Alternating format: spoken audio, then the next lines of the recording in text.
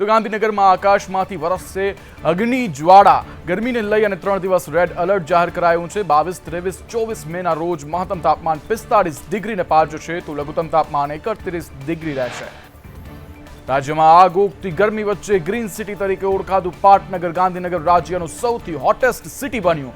ગાંધીનગરવાસીઓ 45 degree તાપમાનમાં સેકાયા. રાજ્યના આર્થિક પાટનગર અમદાવાદમાં 44.8 ડિગ્રી તાપમાન નોંધાયું તો સુરેન્દ્રનગર 44.3 ડિગ્રી, તો આણંદમાં 44.1 ડિગ્રી, વડોદરામાં 44.2 ડિગ્રી તાપમાન. જ્યારે બનાસકાંઠામાં 43.2 ડિગ્રી, ભાવનગરમાં 42.4 ડિગ્રી, રાજકોટમાં 44.2 ડિગ્રી અને અમરેલીમાં 44 ડિગ્રી જેટલું તાપમાન નોંધાયું. રાજ્યમાં આગામી 5 દિવસ હીટવેવની અસર રહેશે. અમદાવાદમાં ઓરેન્જ એલર્ટ રહેશે. સુરત, વલસાડ, પાટણ, સાબરકાંઠામાં પણ ઓરેન્જ એલર્ટ જાહેર કરવામાં આવ્યું. સાથે જ બનાસકાંઠા, આણંદ, ગાંધીનગર, સુરેન્દ્રનગર, રાજકોટ, ભાવનગર, જૂનાગઢમાં પણ ઓરેન્જ એલર્ટ રહેશે. 2 દિવસ માટે વોર્મ નાઇટ વોર્નિંગ પણ આપવામાં આવી છે. રાજ્યમાં આગ ઓગતી ગરમીનો પ્રકોપ યથાવત છે. હવામાન વેબસાઇટ વિન્ડીના જણાવ્યા અનુસાર અડધાથી વધુ ગુજરાતના જિલ્લાઓમાં ગરમીનું રેડ એલર્ટ જાહેર કરાયું છે તો અડધા ગુજરાતમાં ગરમીનું ઓરેન્જ એલર્ટ અને યલો એલર્ટ જોવા મળી રહ્યું છે. તાપમાનનો પારો 45 ડિગ્રીને પાર પહોંચ્યો. સુરતમાં બપોરે હીટવેવમાં કન્સ્ટ્રક્શન સાઇટ પર કામગીરી બંધ રાખવા સૂચના આપવામાં આવી હતી. તેમ છતાં કન્સ્ટ્રક્શન સાઇટ પર ચાલી રહી છે કામગીરી. શ્રમિકો પોતે જ કામગીરી કરતા હોવાનું સ્વીકારે છે. કતારગામ સ્થિત કન્સ્ટ્રક્શન સાઇટ પર નિયમોનું પાલન નથી થઈ રહ્યું. વડોદરામાં બપોરે હીટવેવમાં કામ ન કરવા તંત્રએ સલાહ આપી. કન્સ્ટ્રક્શન સાઇટ પર કામગીરી બંધ રાખવા સૂચના અપાઈ છે. તેમ છતાં કન્સ્ટ્રક્શન સાઇટ પર કામગીરી ચાલુ છે. શ્રમિકો પોતે જ કામગીરી કરતા હોવાનું સ્વીકારી રહ્યા છે. રાજકોટ કાલાવડમાં બપોરે કામ ન કરવા તંત્રની સલાહ. કન્સ્ટ્રક્શન સાઇટ પર કામગીરી બંધ રાખવા સૂચના આપવામાં આવી હતી. તેમ છતાં કન્સ્ટ્રક્શન સાઇટ પર કામગીરી ચાલી રહી છે. અમદાવાદમાં કાળઝાળ ગરમીમાં સરકારના આદેશ છતાં બિલ્ડર્સ અને કોન્ટ્રાક્ટરની બેદરકારી સામે આવી રહી છે. બપોરે ગરમીમાં કામ બંધ રાખવા માટે સૂચના આપવામાં આવી છે. તેમ છતાં બળબડતા બપોરે શ્રમિકો કામ કરતા નજરે પડ્યા. રેડ એલર્ટને લઈ એએમસીના આરોગ્ય વિભાગનો યુ ટર્ન. ગઈકાલે એએમસીએ 5 દિવસ રેડ એલર્ટ આપ્યું હતું. હવે 5 દિવસ અમદાવાદમાં ઓરેન્જ એલર્ટ જાહેર કરવામાં આવ્યું છે. જે મુદ્દે આરોગ્ય વિભાગે કહ્યું કે અમે એવું કોઈ એલર્ટ નથી જાહેર કર્યું. અમદાવાદમાં 5 દિવસ રેડ એલર્ટની આગાહી. રેડ એલર્ટને લઈ અમદાવાદના ગ્રામ્ય ડીઈઓનો આદેશ. શાળામાં પ્રવેશ પ્રક્રિયા સવારે 7 થી 10 કરવા સૂચના. અમદાવાદ ગ્રામ્ય ડીઈઓએ તમામ શાળાઓને મોકલ્યા લેટર.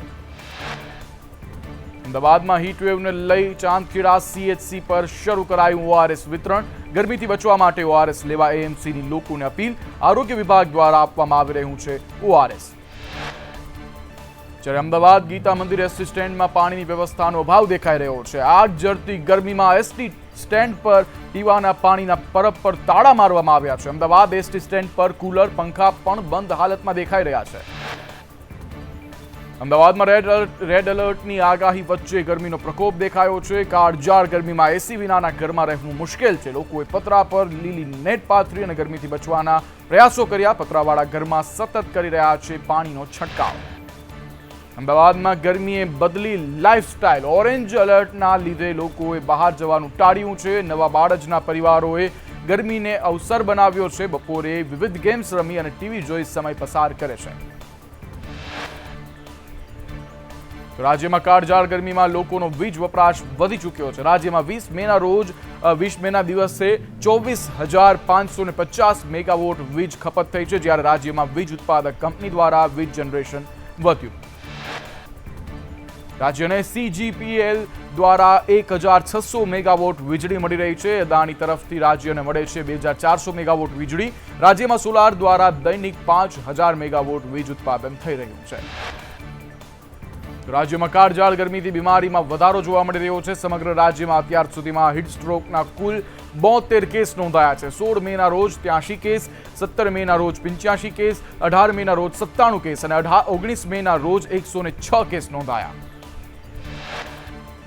કાળઝાળ ગરમી વચ્ચે વડોદરામાં ઠંડા પાણીના જગની ડિમાન્ડ વધી ચૂકી છે. છેલ્લા 5 દિવસથી પાણીના જગનું વેચાણ 2 થી 3 ગણું જોવા મળ્યું. ગુજરાતમાં ગરમી જીવલેણ બની રહી છે, જ્યારે વડોદરામાં 24 કલાક દરમિયાન ગરમીના કારણે 4 લોકો અને 72 કલાકમાં 13 લોકોના મોત નિપજ્યા છે. ગભરામણ અને ચક્કર આવ્યા બાદ આ મોત થયા હોવાનું સામે આવી રહ્યું છે. વડોદરામાં હીટ વેવને લઈ અને હોસ્પિટલની ઓપીડી ફૂલ જોવા મળી રહી છે. ગભરામણ, ચક્કર, ઝાડા ઉલટીના કેસમાં વધારો થઈ રહ્યો છે. સરકારી હોસ્પિટલમાં લાંબી કતારો જોવા મળી રહી છે.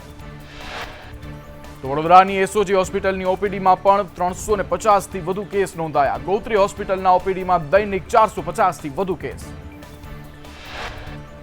સુરતમાં હીટવેવને લઈ નવી સિવિલ હોસ્પિટલ, તંત્ર એલર્ટ થયું છે. સિવિલમાં અલાયદો વોર્ડ શરૂ કરવામાં આવ્યો છે. હીટવેવમાં કઈ રીતે કામ કરવું તેની માહિતી આપવામાં આવી રહી છે. હાલ સિવિલ હોસ્પિટલમાં હીટવેવનો એક પણ દર્દી નથી. રાજકોટમાં 24 કલાકમાં હીટસ્ટ્રોકના 70થી વધુ કેસ સામે આવ્યા. આરોગ્ય વિભાગે ખાસ દિશા નિર્દેશ બહાર પાડ્યા. બિનજરૂરી લોકોને બપોરે ન નીકળવા માટે અપીલ કરવામાં આવી. ટોપી, સુતરાઉ કપડાં અને અન્ય વસ્તુઓનો ઉપયોગ કરવા માટેની પણ અપીલ કરવામાં આવી. ગરમીને લઈ રાજકોટ મનપા સ્વિમિંગ પુલ હાઉસફુલ થઈ ચૂક્યું છે. ગરમીથી રાહત માટે સ્વિમિંગ પુલ રાજકોટવાસીઓનો સહારો બન્યો છે. મહિલા, પુરુષ અને શિખાઉ બેન્ચ સ્નાનાગરમાં હાઉસફુલ થયા છે. રાજ્યમાં હીટવેવને લઈ પોલીસ વિભાગના આદેશ આપવામાં આવ્યા છે. પેટ્રોલિંગ દરમિયાન છાશ, પાણી અને ORS અથવા નિર્દેશ અપાયા છે. આ તમામ વસ્તુઓ રાખવા માટેના નિર્દેશ આપવામાં આવ્યા છે. તડકામાં ઊભા ન રહેવા તેમજ છત્રીનો ઉપયોગ કરવા માટેની સૂચના પણ આપવામાં આવી છે.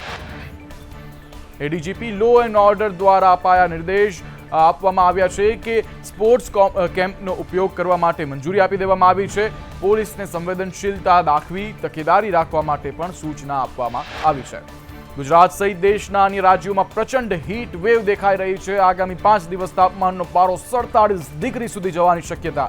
દિલ્હી, ગુજરાત, MP અને ઓડિશામાં હીટવેવની આગાહી. 4 રાજ્યોમાં હવામાન વિભાગે આપ્યું છે ગરમીનું રેડ એલર્ટ. દિલ્હીમાં સતત બીજા દિવસે તાપમાનનો પારો 47 ડિગ્રીને પાર પહોંચ્યો. ગુજરાત, દિલ્હી, યુપી, હરિયાણા, રાજસ્થાનમાં તાપમાન 44 ડિગ્રીને પાર પહોંચ્યું. દિલ્હી સરકારે શાળામાં રજાના આદેશ જાહેર કરી દીધા છે. ત્યારે તમિલનાડુમાં કાંચીપુરમના અનેક વિસ્તારોમાં ધોધમાર વરસાદ વરસ્યો છે. વીજળીના કડાકા ભડાકા સાથે વરસાદ વરસતા લોકોને તે નદી જેવા માહોલ ગલીઓમાં દેખાઈ રહ્યા છે. કાંચીપુરમના વિસ્તારોમાં ઠેર ઠેર પાણી પણ ભરાઈ ગયા છે. બંગાળની ખાડીમાં એક સાયક્લોન સક્રિય થયું છે, જે બુધવારે લો પ્રેશરમાં ફેરવાશે. બાદ 24 મે પછી ડીપ ડિપ્રેશનમાં ફેરવાશે અને ભારત તરફ આગળ વધી શકે છે. આગામી 24 તારીખે આ સાયક્લોન ઓડિશાના ઉત્તર પૂર્વીય તટ પર પટકાય તેવી શક્યતાઓ. બંગાળની ખાડીમાં સર્જાયેલા વાવાઝોડાની અસર ઓડિશા, મધ્યપ્રદેશ, મહારાષ્ટ્ર અને ગુજરાતમાં પણ રહેશે. ભારે પવન ફૂંકાવાની સાથે ધોધમાર વરસાદની શક્યતાઓ છે. જોકે હવામાન વિભાગે હાલ કોઈ ચેતવણી જાહેર નથી કરી. નાફેડના ચેરમેન માટે મોહન કુંડારિયા પ્રબળ દાવેદાર તરીકે દેખાઈ રહ્યા છે. મોહન કુંડારિયા ડિરેક્ટર પદે બિનહરીફ થયા. 6 ડિરેક્ટરમાંથી 1 બેઠક બિનહરીફ થઈ. મહેસાણાના કડી અને નંદાસણમાં દારૂ વેચાતો હોવાનો ભાજપના ધારાસભ્ય કરશન સોલંકીનો દાવો સામે આવ્યો છે. દારૂની ભઠ્ઠીઓ બંધ કરાવવા ધારાસભ્ય સોલંકીએ નંદાસણ પોલીસને રજૂઆત પણ કરી છે. ભાજપના ધારાસભ્ય કરશન સોલંકીએ કહ્યું કે કડી અને નંદાસણમાં દારૂની ભઠ્ઠીઓ ધમધમી રહી છે. અનેક જગ્યાએ દેશી દારૂની ભઠ્ઠીઓ ચાલે છે. તે બંધ કરાવવા માટે પોલીસને રજૂઆત કરી છે. સ્થાનિક સ્વરાજ્યની ચૂંટણી ન થતા જનતા મૂંઝવણમાં છે. સંદેશ ન્યૂઝની મુહિમને લઈ અમિત ચાવડાએ નિવેદન આપ્યું કે ચૂંટણીઓ ન થતા વહીવટદારોનું શાસન ચાલી રહ્યું છે. વહીવટદારોના રાજમાં લોકો ત્રસ્ત થયા છે. વહીવટદારો લોકોના પ્રશ્ન પર ધ્યાન નથી આપી રહ્યા. તેઓએ વધુમાં એમ પણ કહ્યું કે સરકારને કોંગ્રેસે પણ રજૂઆત કરી છે. ચૂંટણીઓ ન થતા ગામડામાં વિકાસના કામ અટકી પડ્યા છે. વહીવટદારોના શાસન અંત લાવવા માટે ચૂંટણી થવી જોઈએ. 6500 ગ્રામ પંચાયત અને 2 જિલ્લા પંચાયતમાં ચૂંટણી બાકી છે. 17 તાલુકા પંચાયત, 75 નગરપાલિકાઓની ચૂંટણી પણ હાલ બાકી છે. ધારાસભ્ય અમિત ચાવડાએ દેશની સુરક્ષા પર સવાલ ઉઠાવ્યા. તેમણે કહ્યું, આતંકવાદીઓ સરહદથી ગુજરાતમાં પહોંચી જાય છે. આતંકીઓ હોય કે પછી ડ્રગ્સ વેચનાર ગુજરાતમાં ઘૂસી જાય છે. સરકારની એજન્સીઓ શું કરી રહી છે તે સવાલો છે અને આશ્ચર્ય છે કે ચૂંટણી સમયે જ આતંકવાદીઓ પકડાયા છે. અમદાવાદના હાટકેશ્વર બ્રિજને લઈને કોંગ્રેસનો વિરોધ. બ્રિજના 680 દિવસ બાદ પણ બ્રિજ એ જ સ્થિતિમાં જોવા મળી રહ્યો છે. હાટકેશ્વર બ્રિજનો ઝડપી નિકાલ કરવા કોંગ્રેસની માંગ. બ્રિજ પર બેનર લગાવી અને કોંગ્રેસે વિરોધ નોંધાવ્યો. સુરતમાં ડુમ્મસની 2.17 લાખ ચોરસ મીટરની સરકારી જમીનને લઈ કોંગ્રેસનો સીએમને પત્ર. સરકારી પડતર જમીનમાં કૌભાંડ થયું હોવાનો આક્ષેપ. કોંગ્રેસના તુષાર ચૌધરી, દર્શન નાયકે કરી તપાસની માંગ. ગણોતિયાના નામ દાખલ કરવાના કૌભાંડનો કોંગ્રેસનો આક્ષેપ. કોંગ્રેસે જમીનને લઈ આરોપ લગાવતા કહ્યું, પૂર્વ કલેક્ટર દ્વારા ભ્રષ્ટાચારની આશંકા છે. 2 તાત્કાલિક કલેક્ટરના નિર્ણયમાં વિરોધાભાસ. તત્કાલીન કલેક્ટર આયુષ ઓકે ભ્રષ્ટાચાર કર્યો છે. સરકારી જમીન મુદ્દે એસઆઈટીની રચના કરવા માટે કોંગ્રેસે માંગ કરી છે. અમદાવાદ બાવડામાં યુજીવીસીએલ કચેરીએ હલ્લાબોલ થયો છે. ગરમીમાં વીજ પુરવઠા ખોરવાતા સ્થાનિકો રોષે ભરાયા. શ્યામ રો હાઉસ નીલકંઠ સોસાયટીના રહીશોનો હલ્લાબોલ જોવા મળ્યો. અધિકારી દ્વારા અપૂરતો સ્ટાફ હોવાની ફરિયાદ કરવામાં આવી રહી છે, જ્યારે રહીશોએ નવું ટ્રાન્સફોર્મર મૂકવા માટે અરજી કરી છે.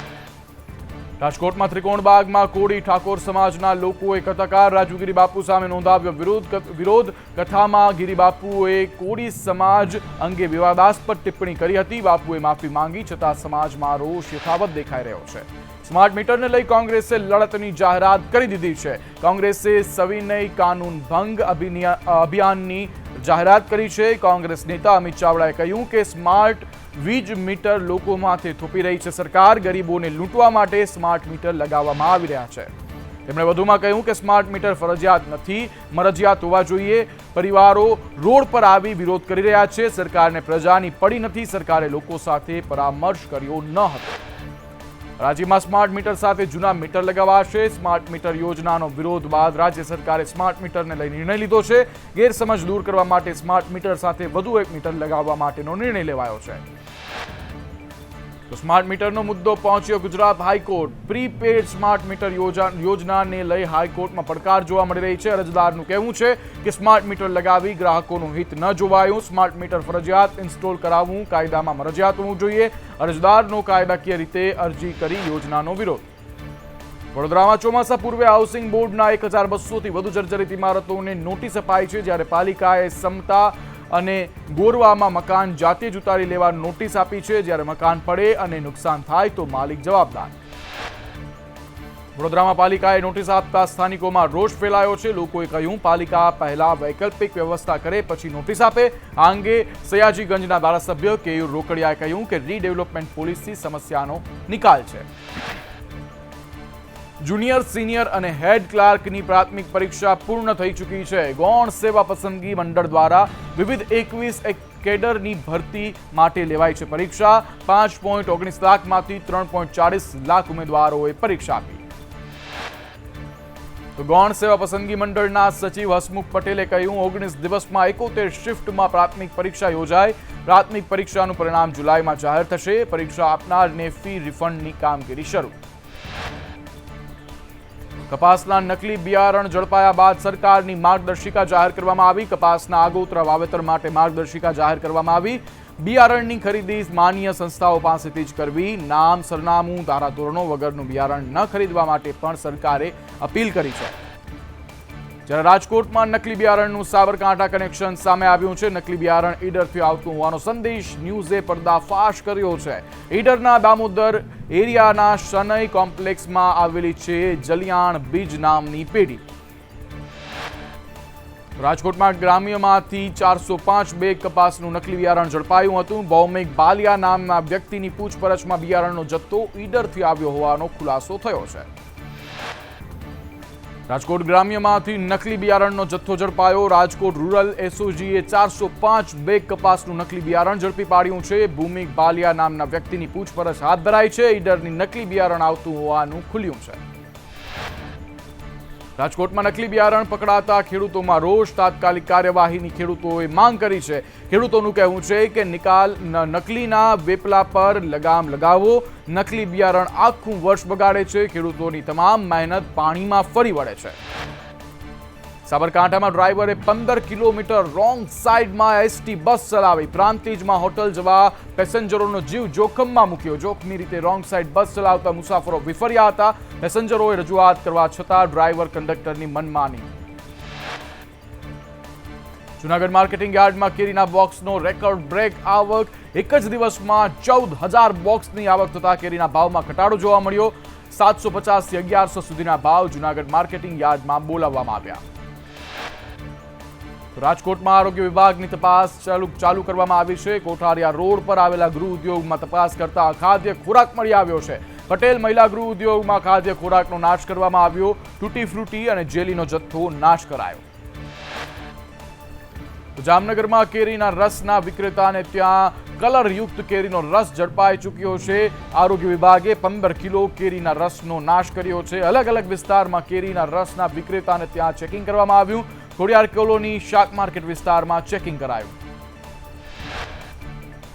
ભાવનગરમાં ગેરકાયદે બાંધકામ પર બુલડોઝર ફરી વળ્યું। બોર તળાવ વિસ્તારમાં ધાર્મિક સ્થળ પર તંત્રએ કામગીરી હાથ ધરી। ધોબી સોસાયટીથી બેંક કોલોની વિસ્તારમાં ગેરકાયદે દબાણ હટાવવામાં આવ્યા।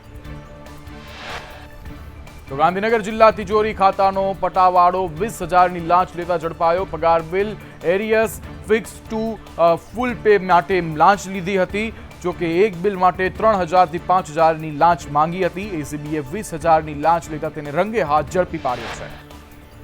ધ્રોલના ઊંડ એક ડેમના 4 દરવાજા 1.5 ફૂટ જેટલા ખોલી દેવામાં આવ્યા છે। નીચાણ વિસ્તાર ગામોને સાવચેત રહેવા માટે સૂચના પણ આપી દેવામાં આવી છે। ખીજડીયા, રોજિયા, તમાચણ ગામને સાવચેત રહેવા માટે સૂચના પણ આપવામાં આવી છે। ગુજરાત એટીએસની તપાસમાં થયો મોટો ખુલાસો। 4 આતંકીઓ આત્મઘાતી હુમલો કરવા માટે મોકલાયા હતા। ફેબ્રુઆરીમાં 4ની આતંકી ટ્રેનિંગ ચાલુ થઈ હતી। હુમલો કરવો ટ્રેનિંગનો અંતિમ ભાગ હતો। મોબાઈલમાંથી શપથના વિડીયો અને અબુ પાકિસ્તાનીના ફોટો પણ મળ્યા। એટીએસની તપાસ દેશમાં આઈએસનું સ્લીપર સેલ સક્રિય હોવાનો ખુલાસો થયો છે। 4 પૈકી 2 આતંકવાદીઓ 8 વખત ભારત આવી ચૂક્યા છે। આતંકી મોહમ્મદ નુસરત ગોલ્ડ સ્મગલિંગ કરે છે, જ્યારે એટીએસની તપાસમાં શ્રીલંકાની પોલીસ પણ જોડાઈ ચૂકી છે। Welcome back. તો સમાચારો તરફ ફરી એક વખત નજર કરીએ તો બિહારના પૂર્વી ચંપારણમાં વડાપ્રધાન મોદીએ ઇન્ડિયા ગઠબંધન પર આકરા શાબ્દિક પ્રહાર કર્યા। અખિલેશ યાદવના નિવેદન અંગે કહ્યું, પોતાને માય બાપ સમજનારા નેતાને જનતા એવી તો આખરી હાર આપશે કે દુનિયા દેખતી રહી જશે। यूपीમાં જનસભાને સંબોધિત કરતા પીએમ મોદીએ વિપક્ષ પર પ્રહાર કર્યા। ઇન્ડી ગઠબંધનને દેશની પ્રશંસા પચતી નથી એટલે કોંગ્રેસના શહેજાદા વિદેશમાં જઈને દેશને ગાળો આપે છે। તો ઓડિશાના સંબલપુરમાં કેન્દ્રીય ગૃહમંત્રી અમિત શાહે જાહેર સભાને સંબોધન કર્યું। કહ્યું, ઓડિશામાં આ વખતે વિધાનસભા અને લોકસભાની બંને ચૂંટણીમાં કમળ ખીલશે। 5 તબક્કા પછી મોદીજીએ 310 બેઠકો પાર કરી છે। છઠ્ઠા અને 7મા તબક્કામાં 400ને પાર થશે। તમારે અહીં વિધાનસભામાં ચૂંટણીમાં 75થી વધુ બેઠકો આપી કમલ ખીલવવાનું છે। આસામના મુખ્યમંત્રી હિમંત બિસ્વા શર્માએ પશ્ચિમ બંગાળના મથુરાપુરામાં જાહેર સભાને સંબોધતા કહ્યું, જ્યારે હું બંગાળ આવ્યો ત્યારે સૌથી પહેલા સંદેશ ખાલી ગયો હતો। આસામના મુખ્યમંત્રી બિસ્વાએ કહ્યું, મમતા દીદી અને શહેજાદા અને શાહજહાં શેખને મને સોંપી દો। અસમ લઈ જઈને 10 મિનિટમાં તેનો હિસાબ કરીશ। બંગાળમાં ભાજપ 25-30 બેઠક જીતી રહ્યું છે। પશ્ચિમ બંગાળમાં પરિવર્તનનું વાતાવરણ છે। આસામના મુખ્યમંત્રી હિમંત બિસ્વા શર્માનું નિવેદન। ઉત્તર પ્રદેશના આઝમગઢમાં સમાજવાદી પાર્ટીની જાહેર રેલી દરમિયાન નાસભાગ મચી। પાર્ટી સમર્થકો અને પોલીસ વચ્ચે ઝપાઝપી થઈ હતી। જ્યારે ઘટના બની ત્યારે પાર્ટીના વડા અખિલેશ યાદવ અને ડિમ્પલ યાદવ પણ મંચ પર હાજર હતા। પૂર્વ કેન્દ્રીય મંત્રી જયંત સિન્હાને ભાજપે આપી નોટિસ। શો કોઝ નોટિસ આપી 2 દિવસમાં જવાબ માંગ્યો। તો પેરિસ ઓલિમ્પિક 2024માં વિનેશ ફોગાટ સહિત 6 રેસલરોને થશે ડાયરેક્ટ એન્ટ્રી। 26 જુલાઈથી પેરિસ ઓલિમ્પિક શરૂ થશે।